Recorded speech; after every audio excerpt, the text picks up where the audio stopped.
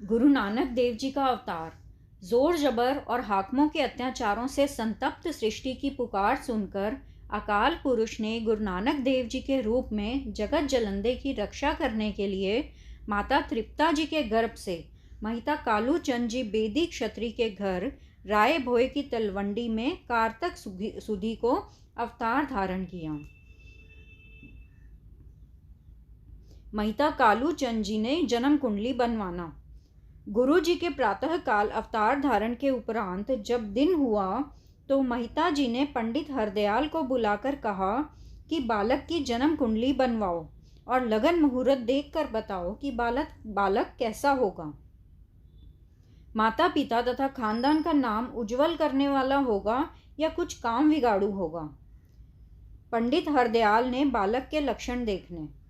मानव मात्र ने पंडित महिता जी को कहा कि बालक की दाई को बुलाकर पूछो कि जन्म समय इसके मुंह से कौन सी आवाज़ निकली थी। तब दौलता दाई ने आकर बताया कि पंडित जी, मेरे हाथों में अनेक बालकों ने जन्म लिया है, परंतु इस तरह का बालक मैंने आज तक कोई नहीं देखा। और बालक तो जन्म लेकर रोते हैं, परंतु यह तो हंसता था और घर में ऐसे लगता था जैसे दोपहर का सूर्य निकल आया हो। सारे घर में सुगंधी फैल गई थी। दौलता दाई की यह बातें सुनकर पंडित ने अनुभव कर लिया कि यह कोई अवतार पैदा हुआ है, इसके दर्शन करने चाहिए। जब दौलता दाई बालक को बाहर लेकर आई तो पंडित हरदयाल ने उसके चिन्ह चक्र को देखकर बताया कि महिता जी, यह आपका बालक बहुत भाग्यशाली है। इसमें सारे ही लक्षण शुभ प्रतीत होते हैं। यह या तो कोई चक्रवर्ती राजा होगा और अथवा कोई और बड़ा पुरुष जिसके सर पर छत्र झूलेगा। इसका नाम मैं 13वें दिन रखूंगा। जब 13वां दिन हुआ तो माता और बालक ने स्नान कर लिया तो पंडित हरदयाल ने जन्म कुंडली से विचार करके बालक का नाम नानक रखा और महिता जी को कहा कि जिस तरह यह नानक नाम मिला जुला हिंदू मुसलमान का साझा है, इसी तरह इसको दोनों ही अपना करके मानेंगे। यह दोनों का साझा होगा, दोनों का उद्धार करेगा। पंडित जी की यह बातें सुनकर महिता जी बहुत प्रसन्न हुए और पंडित जी को मर्यादा अनुसार आटा, गुड़, कपड़ा और नकद भेंट देकर विदा किया। गुरु जी की बाल लीला। जब गुरु जी 5 वर्ष के हो गए तो अपने हम उम्र बालकों के साथ खेलने लगे। गुरुजी अन्य बालकों को बहुत प्यार करते थे और उन्हें खाने और खेलने की वस्तुएं घर से ले जाकर बांट देते थे। आपके इस स्वभाव को महिता कालू चंद जी अच्छा नहीं समझते थे, जिस कारण कई बार आपको डांट भी खानी पड़ती थी, मगर लोग आपके इस उदार स्वभाव की बहुत शलाघा करते थे और साथ ही बालक आपके साथ बहुत प्रेम करते थे। पांधे के पास पढ़ने भेजना।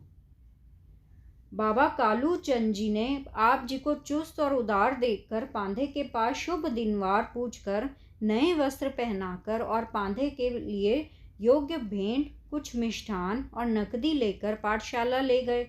गोपाल पांधे को अच्छी तरह प्रेम प्यार सहित हिंदी पढ़ाने की पक्की करके महिता जी घर को आ गए। पांधा गुरु जी को अपने हाकम राय बुलार के पटवारी कालू चंद जी का पुत्र समझकर बड़े उत्साह और प्रेम से पढ़ाने लगे। कुछ दिन पढ़ाई के पश्चात ही पांधा आप जी की स्मरण शक्ति को देखकर आपको एक होनहार बालक समझकर बड़ी शलाघा करता और महिता कालू चंद जी के पास बड़ी उपमा करता कि आप जी का यह बालक बड़ा बुद्धिमान और होनहार है। एक दिन गुरु जी ने पांधे को कहा कि पांधा जी, यह बंधन रूप लेखा अब मैंने नहीं पढ़ना। आप मुझे वह लेखा पढ़ाओ जो अंत समय यमों के बंधनों से मुझे छुड़ाए। तो पांधे ने कहा कि अच्छा, यह लेखा कौन सा है?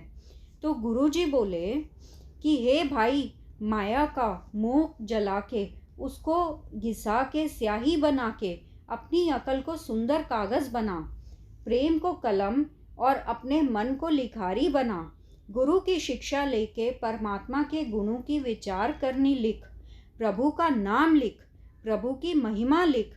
यह लिख कि प्रभु के गुणों का अंत नहीं पाया जा सकता।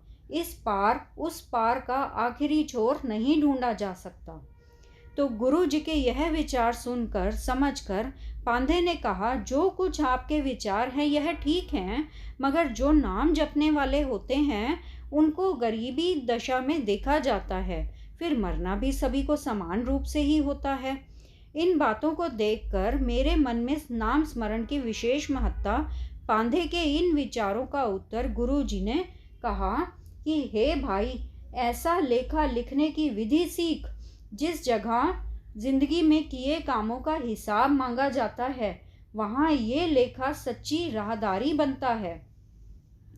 जो मनुष्यों के मन में प्रभु का सदा स्थिर नाम बसता है, लेखा मांगने जाने वाली जगह पर उनके माथे पे टीके लगते हैं, उन्हें आदर मिलता है, उन्हें हमेशा के लिए खुशियाँ और आत्म हुलारे मिलते हैं।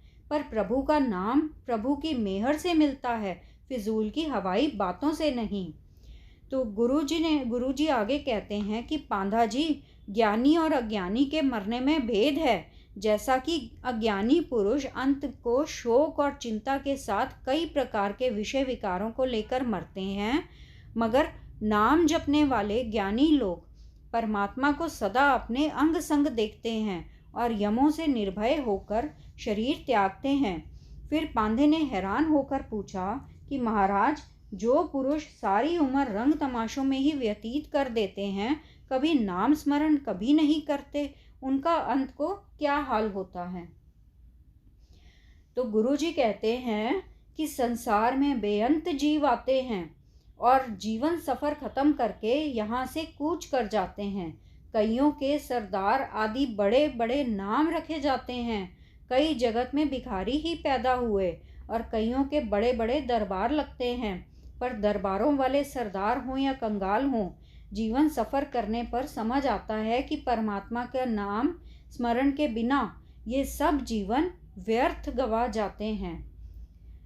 जब पांधे जी ने कहा कि महाराज, जो पुरुष कभी भूल कर भी नाम नहीं जपते, उन्हें मालिक का डर क्यों नहीं लगता, वे नाम स्मरण करें।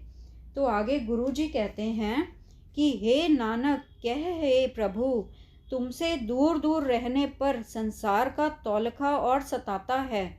इस तौलखे में खिज खिज के शरीर भी जर्जर हो जाता है। तेरी याद के बगैर धन संपदा का भी क्या गर्व। जिनके नाम खान सुल्तान हैं, सभी यहाँ मिट्टी में मिल जाते हैं। जगत से जाने के वक्त सारे झूठे मोह प्यार खत्म हो जाते हैं। तो गुरु जी के यह वचन सुनकर पांधे ने हाथ जोड़कर आप जी से क्षमा मांगी कि अगर मैंने अयोग्य बात कह दी है तो उसे क्षमा कर दें। तो गुरु जी के असली भाव क्या हैं ये बातें कहने का? असली भाव ये हैं कि असली साथ निभाने वाला पदार्थ प्रभु का नाम है, जो प्रभु की मेहर से गुरु द्वारा मिलता है। सरदारियों और बादशाहियाँ यहीं धरी की धरी रह जाती हैं और प्रभु की याद से वंचित रहकर इनका कोई मूल्य नहीं बढ़ता। सारी जिंदगी ही व्यर्थ चली जाती है। इसलिए जगत का मोह छोड़ के प्यार के साथ प्रभु की महिमा हृदय में बसा लो। और साथ ही में ईश्वर के प्रति गुरु नानक देव जी का समर्पण काफ़ी ज़्यादा था, जिसके कारण लोग उन्हें दिव्य पुरुष मानने लगे। 30 साल की उम्र तक गुरु नानक देव जी का ज्ञान परिपक्व हो चुका था और परम ज्ञान हासिल होने के बाद उन्होंने अपना पूरा का पूरा जीवन सत्य का प्रचार किया।